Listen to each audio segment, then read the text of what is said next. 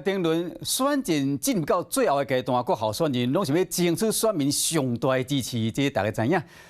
高雄第6选区，民进党立委候选人黄真的拍这个艺人牌，请这个艺人王彩华做到菜市去扫街拜票，要抢攻这个家庭主妇的选票。啊，那国民党的陈美雅继续呢伫拜票，嘛共款去菜市拜票，迄落到这个联名的过背方式，甲青创团队合作推出集团的宣传车，创造话题，要来抢攻青年的选票。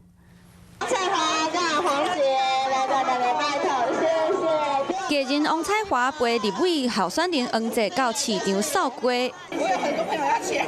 OK。两个人一出现，就让民众开始排队要翕相，嘛现场开始跳舞。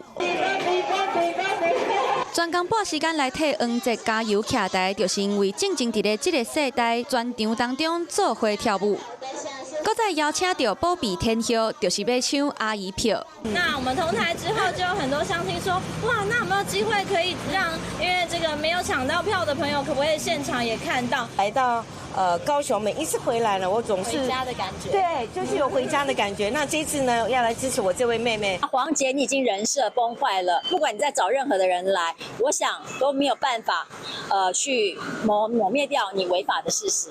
面对对手找艺人来催票，国民党的陈美雅无认为这有啥，继续用家己的方式来拍选战，若有赢就到市场来拜票。地毯式的扫街以外，嘛伫咧面册开食报，用美食要诱我和民众的距离。啊，那喜乐岛联名的过背风和青创团队合作做集团的宣传车，灯箱广告用脚踏车载满街路走，等红灯的时阵就声到边仔的人。即届互少年朋友发挥创意，就是要摕青年票。我希望就是讲，咱会当把这个阻碍吼，来排除，互咱的少年人会当发挥伊的创造力，啊，互这个创造力跟世界安尼分享啦。选战剩无几工，三方的出头是愈来愈多，就是要全力拼赢选战。Hello， 我是林纯佩。想要掌握最及时的新闻资讯或是体坛动态吗？赶快按赞、订阅、开启小铃铛，锁定华视新闻的 YouTube 频道。